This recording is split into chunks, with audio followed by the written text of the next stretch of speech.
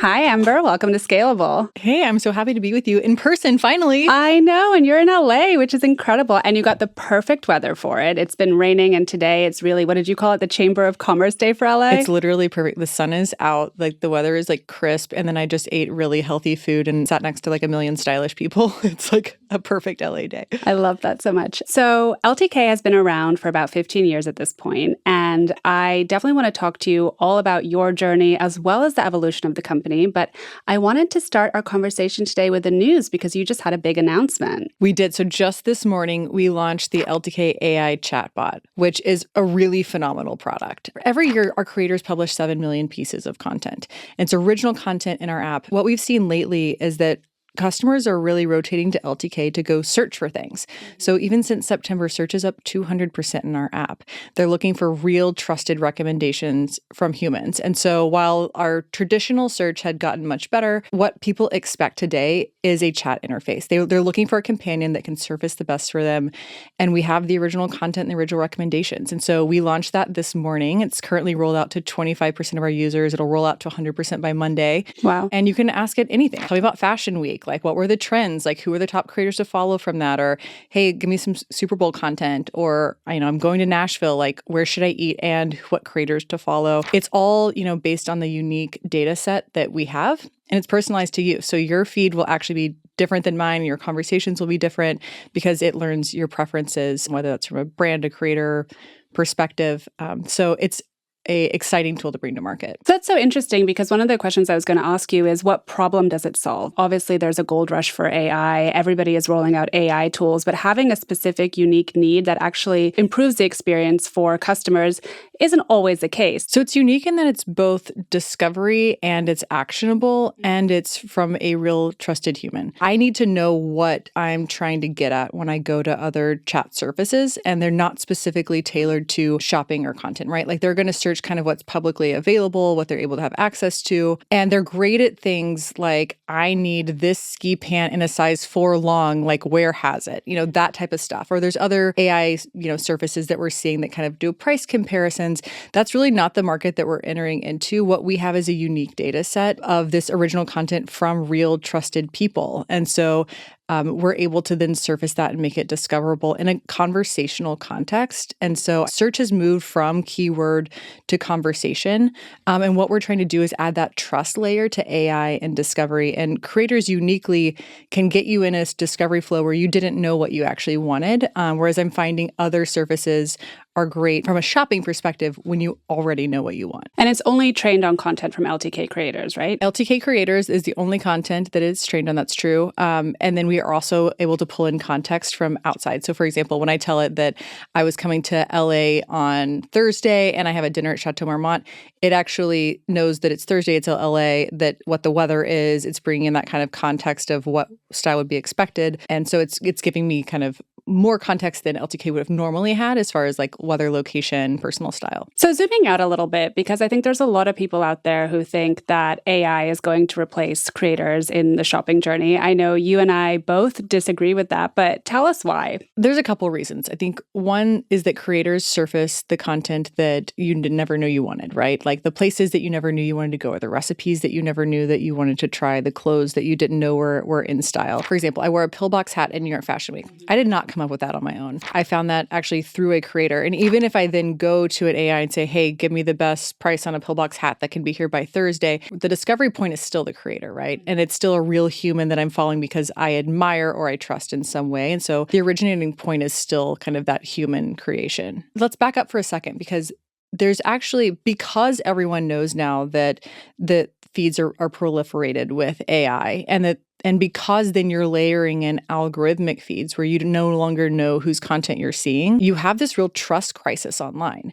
87% of people now say that they can't tell what's real or fake online. I'm definitely in that group. I see a lot of things. And then I'm like, where do I actually go research to find out if these things are true? Like, can I go to Google? Can I go to ChatGPT? Like, where do I run this through? Like, what's the truth filter, right? I think that's why we're seeing the rotation candidly into LTK, where it's known that these are real humans with real recommendations. Their reputation is on the line. Their business is in making trusted recommendations. I think there's also a joy in shopping that a lot of people seem to forget forget when they talk about AI replacing, creators or even in-store shopping. You're seeing people return to malls. And of course, they're not the malls of the 1990s that you and I might remember. They're more interactive and they're bringing more of their digital experiences to life. But I think that's kind of lost in a lot of the conversation. And price isn't always the only factor, right? Even if you can get AI to give you or find you the best deal, I mean, there are so many sort of emotional reasons why people make the purchases that they do. At the same time, though, every time there is a new touch point added to the shopping journey, of course, it is somewhat of a threat. What are some of the ways that brands and creators need to change their strategies to make sure that they stand out in this age of AI shopping? It's really changing everything. Some of the cool partnerships that we've been working on, one is we have with Apple. They are seeing that their content is being taken across platforms of all kinds and then run through some sort of a lens or some sort of an AI filter that's saying, oh, this is what that was, and then giving that platform credit for the purchase instead of the original creator. They, in the fall, started ingesting the LTK library. So in the Apple handset, when someone takes a screenshot, you have the opportunity to see Google, LTK, and Pinterest. We're seeing that 68% of the time, they're actually clicking through that LTK content from that screenshot and then going to that originating piece of content. So I point to partnerships like that as like the unique things that are happening that keep really the tracking such a simple word, but like the tracking intact, like the creator's getting credit, the marketer understands where it came from, the consumer is assured that actually the recommendation is coming from the originating source and not just an AI who's saying, hey, this is what I think it is. Things like that move it forward. And look, I'm here in LA talking to marketers all day, and they are thinking deeply about like, what does attribution look like in this new era? And so we are working to make sure that the consumer has that confidence in the product that's being recommended. And it's not just a product, it's the product. Speaking of talking to marketers, you've also recently shifted your focus to be more on your brand platform, which is relatively new. So tell us about that and why you're so bullish on it. I'm super excited about this. It's a maverick move. It's quite rowdy. Not everyone, even internally, understood the thought process behind this. But for context for your listeners, LTK, like you said, we've been in business for 15 years. We have scaled marketplace on all sides. So we have 38% of Gen Z and millennial women using LTK every month. We have 400,000 creators running their business on the platform. We have 8,000 paying brands because they're receiving sales. When I looked at like, what's the next unlock for this industry, what I started to see from a marketer empathy perspective was they were licensing anywhere from 3 to 5 different point solutions in order to have the tooling for the creator marketing. They're licensing for creator discovery. They are then licensing for product seeding. They're then licensing for their tracking. And there's a million things that have to go on to connect these dots, right? And different types of creators and in different places. So typically these platforms cost around $100,000 a year and up. And then you have to staff those platforms. That's a huge barrier to entry for some of the most amazing brands in the world. So last year we said, hey, what if we spend this whole year, we build a whole new platform. We make every drop of data accessible to everyone. We then build all those workflow tools that they've been using everywhere else, all in a single place, and we provide it for free unlimited seats. Because if we do that, every marketer in the world can come in, they can find the right people, action them quickly at low lift, totally at scale. And then basically what we're saying is we believe in our data and we believe in our scale, and we think that you'll be successful because we make money when people buy and keep things. And so I'm so excited about this because it is totally radical, but it makes last year look like it was the 50s, with marketers using all of these different solutions and just the heavy cost and burden of this and it just not being as efficient. I think creators win more dollars when we're able to prove value and connect the dots for large teams. We have teams of 1 using this platform. We have teams of 100 using this platform. And you'll it's see all more free. news. It's all 100% free. It's not freemium. It's free. Could you ever imagine a world in which you would charge to use these services? I mean, I feel like with the wealth of data that you have from LTK, I mean, this would make for a, premium paid product you could sell to brands. I think our approach is just a little bit different in that kind of leaning wholeheartedly into the paying for success, not access. I also think that the size and scale of our network means that we get to do really interesting things, even for the consumer, which ultimately helps these brands because these brands have sadly been playing ball and the creators have been playing ball on kind of like, borrowed surfaces. And so we are truly built to make sure that the creator is successful, the brand is successful, and the consumer is successful. And we make money when that flywheel turns all together. And so to have a place that's purpose-built for that, it future-proofs the industry, but we're able to do really cool things like have the chatbot or to be the infrastructure in the device, in your handset. So it just allows us more leeway. But I think that this is how you grow the industry. I think putting up those sort of barriers now in the age of AI, really the differentiator is the data. And if we're able to put it in everyone's hands, I think that you'll see a lot more activity and a lot more successful activity in this space. So the other thing that's so interesting about LTK, the app, is that it's really built on creators and on commerce. And while it still, competes to a certain degree with social platforms like Instagram and TikTok, you also partner with them in many different ways. But what is your pitch to brands? Why should they be on LTK versus Instagram and TikTok, which they're, of course, already on? I think they should be in all those places, actually. So it's probably misunderstood that we actually see these platforms as a complement. Social media is a qualified marketing machine. Before, it would have been so hard to find a super qualified lead. That's all I'm getting all day, every day. So the more interesting my content, the more I'm getting in front of people who would potentially like what I'm selling as a creator. But now it's my job to then just get them back to the home base. So the job to be done on social media is not build an audience, it's actually catch an audience and then bring them back home. For these platforms, LTK is actually the monetization system. By and large, these platforms are actually not paying creators at scale and certainly not a livable wage at all. But most of them, it's not a genuine statement to say that they're actually supporting the creator economy. In many cases, the feedback that you read after these shareholder calls is creators optional. AI is writing them out. Like that's sort of the narrative there. It's really actually a mutually beneficial relationship at this point. And you're right. For many of them, we have partnerships with them. And being that infrastructure layer, that's our approach. We already have 8,000 retailers integrated. We have 1,000 join our new platform in the last few weeks. Like this is a single door for all of these platforms to both access, to be the access point for the brands, but also for creators who are serious players,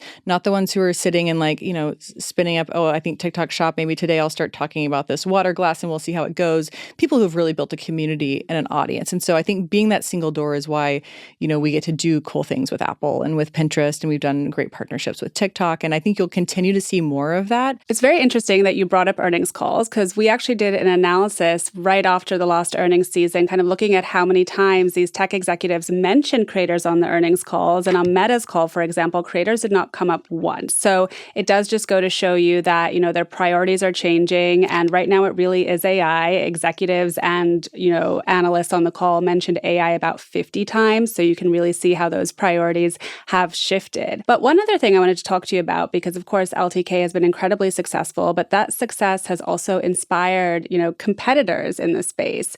Not all the businesses are exactly the same as LTKs, but you are competing for some of the same shoppers. I'm thinking about, for example, Whatnot and ShopMy. So how do you remain competitive as the market gets more crowded? I've always thought of our biggest competition as being big tech on every dimension. And so that's where we've looked and aimed and really thought about what are the dynamics here, and then how do we future-proof this industry for our creators? That's still the ultimate goal, which is why you've seen LTK continue to innovate over time. As far as kind of new entrants into this space, I'm sitting here today at a social commerce conference where the room is filled with high-level C-suite executives that are focused on this space specifically. So there is an industry here. I will say there's some categories that I think we are conflated with that. So for example, Whatnot is amazing business. Those people hold inventory.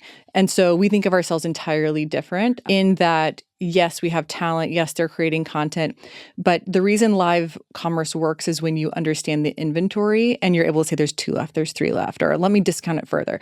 Our creators don't have that level of control because they actually don't hold the inventory. They're asset light. And so 2 very different business models, but in a space where you're using humans to compel someone to ultimately purchase. I think, other point solutions we've seen pop up in the market have given us ideas. They've sharpened us. I was talking to Baxter the other day, my husband and our CEO. I'm like, what's some of our very best years are when the market fills up or there's like funding that happens, because it really sharpens us and it really sharpens our team. It's like the best gift ever. It's like when you have like a super hard workout and all of a sudden you start care about your nutrition because you're like, you've got a goal and a focus. And I think about this last year as like, I don't know that I would have had serious urgency to do like major innovations like we've just done if there wasn't such momentum in the market. So in a lot of ways, honestly, our best years come out of those scenarios. A couple of months ago, I remember being really surprised because there was a lot of buzz, including some headlines, and people didn't really understand how big of a business LTK really was. And I was surprised at their surprise, and many of them were men. And so when you think about that, especially, in terms of expanding your audience, which I imagine are primarily women,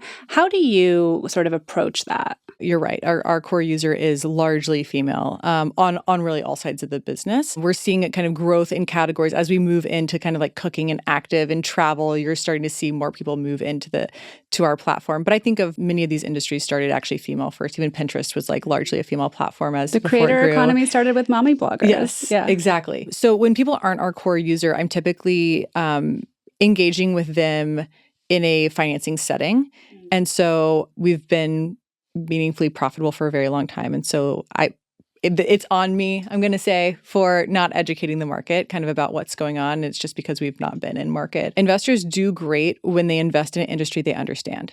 Some of the biggest fails in the creator economy have been people who don't use the products and don't understand it, making big bets because they're the next LTK. I can probably name 12 companies that were the next LTK that no longer exist, including ones that had over 100 million funding and unicorn status.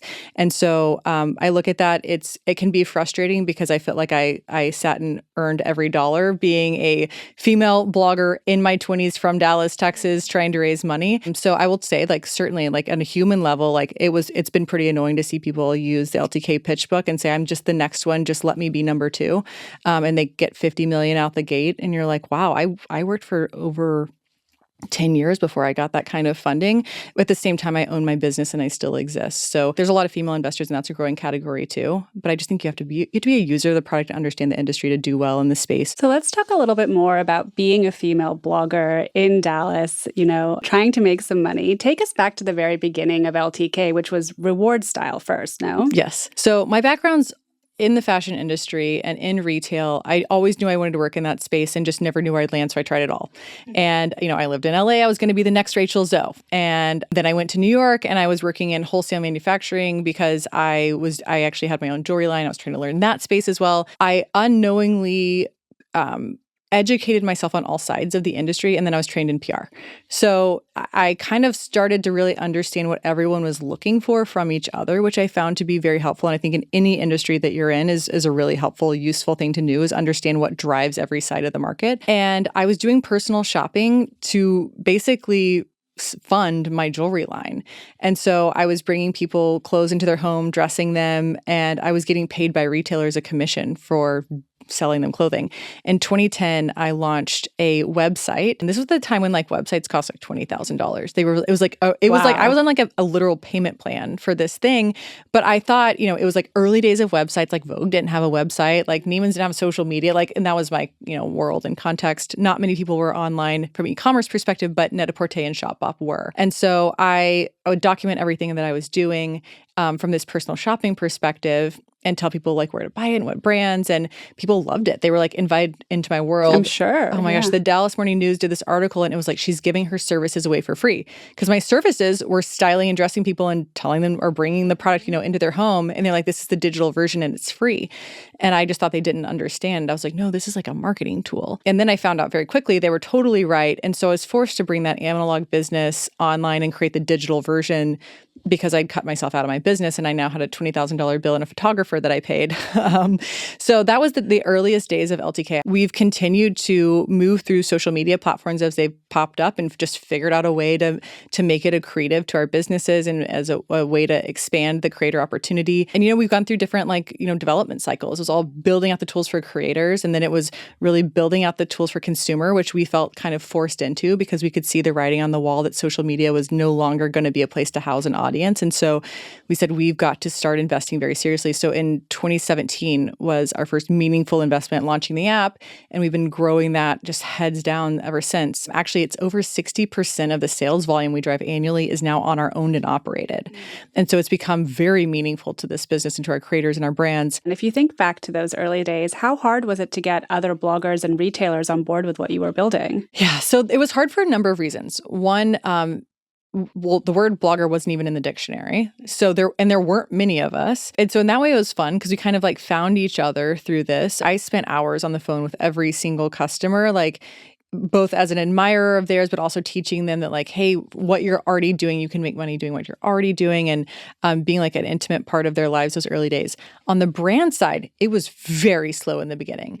This was pre-LinkedIn. There was no way to find anybody within these kind of businesses. And so I'll give you an example. I always wanted to work with Net-a-Porter because they had luxury products and I wanted to be able to be in business and talking about these products. The way that I got to them was our intern's boyfriend.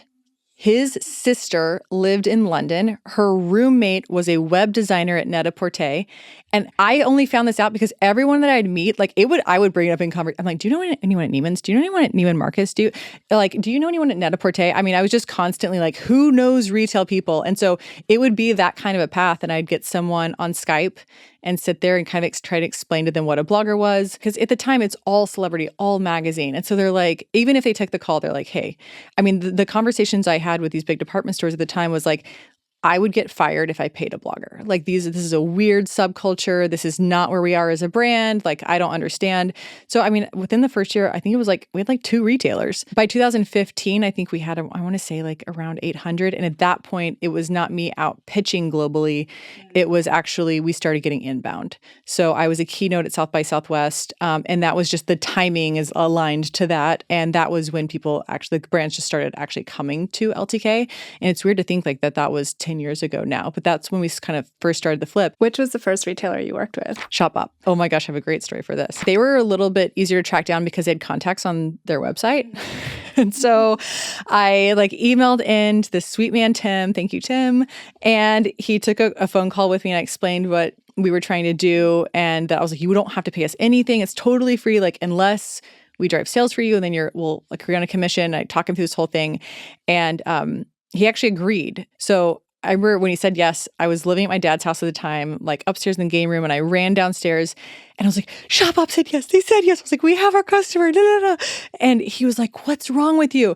And I was in hives. I was just so stressed out because this was corporate. I was 20 years old. This was a corporation. I thought of them as just the biggest ever. And I'm talking to a real professional, but I was so excited. And I definitely remember that moment. And then with the Net-a-Porter, I was on Skype in front of, we had no money for anything. And so I took a old canvas out of my bedroom from when I was a child. I painted reward style on it, hand painted it and hung it behind me. And I would sit on the Skype calls and I'd pull my hair back in a bun and put pearls on and a nice shirt so that people thought that I was older and professional. And I was here's our brand right here. Yeah, I want to talk to you a little bit about funding because you raised in 2021, is that right? Amid the creator economy boom? We were 10 years into the business at that point. So about 5 years into the business, we raised a very small round. It was $13 million. I cannot tell you, I've lost easily 20 years of my life through that fundraising round, both because I had never done it before. I was newly married. I was also newly pregnant and showing more by the day. And I was a girl with no background in anything walking around San Francisco time when every investor was a man. And so there was just not a lot of hope. Also, I was highly offended by the term sheets that were put in front of me. You spend a lot of time with these groups and knowing the business and you're pouring over it day in, day out. And you're spending time away from your business to go do this stuff. And then the term sheet comes and it's a huge stack of papers. You're negotiating for months. It's expensive. It's offensive. I feel like people were trying to invest nothing. And then someone's trying to buy 10% of the company, but they want every right. They want to basically run the entire company from a legal standpoint. Did you feel like this was the norm or? I think people look, I'm not in anyone else's term sheets. Right. I find a lot of the terms that were put in front of me to be offensive. Where we landed with our most recent partners is great. But I also have a larger business and more leverage and a better legal team around me and all of that stuff. But if I would have taken that, I would have basically had no say. Every decision through the business would have been needed approval from this group, or they would have dictated. I would have no say in my own business. So one last question. A lot of companies try to rebrand. Most of them don't do it very successfully. You have done it successfully quite a few times at this point. Why do you think that is? Oh, gosh. Okay. The rebrand. So I'm quite literal, which can serve me well and then sometimes doesn't always. But that's why reward style started out by being called reward style. And it was because my thought was, if you have great taste, you will make money because people will buy the things that you're recommending. It turns out it was available on domain.com and we ran with that. That was fine as a B2B company. It was literal. It made sense to everyone. They got it. And then when we entered the consumer space is when it got a little more complicated, because here's the deal. So Instagram became big and our creators were like, we want to monetize this new audience we have. Mm-hmm. But it's at the time, especially closed walled garden, mobile, you can't click out of it. There's no links out. Like think about like 2013 Instagram. So we actually had to make a consumer product that was built in with the Instagram API that would, if you liked the piece of content, it would actually trigger an email to your inbox.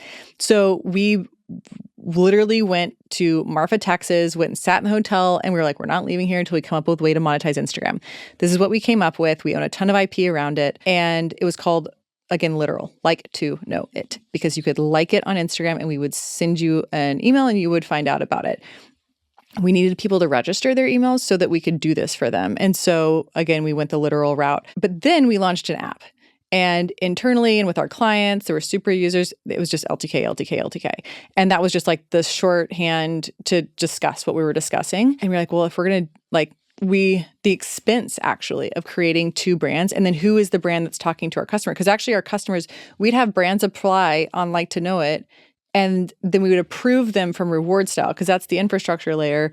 And they're like, I didn't apply for reward style. I just want to be on Like to Know It. And we're like, well, that's the same thing. So it became too confusing. We were supporting two distinct brands. So then we made the choice to rebrand globally as LTK, because really there's a technology infrastructure and then there's what the consumer ultimately sees. Rapid fire.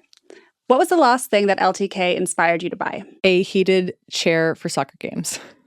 What has been your favorite LTK partnership? Apple. So we have this Apple Visual Intelligence partnership where they ingest the library and they make it available upon a screenshot. LTK actually invented this technology and owns the IP around it. But now Apple has built it into the handset. And I think that it's like the biggest tech partnership, right? What's the number one thing brands get wrong about creator commerce? Some brands I've seen approach it as a subset of their creator marketing, just like overall, right? And so they're like, okay, well, I have the ones that are doing like the commerce and then the ones that are doing the branding. They need them all working in like a similar kind of system. In-store or online shopping? Online, because there's nothing in store. It's so true. I love shopping in stores because I like to try everything on if I can, but there's never any inventory. There's almost zero inventory. It's always like, let me ship it to your house. Let me get it. I'm like, I didn't park at the mall so that I could have to have something shipped to me. What's the number one thing a founder needs to make it in this industry? Persistence, grit. There's never a time to rest or to quit or to stop. Thank you so much, Amber. Thank you, Jasmine.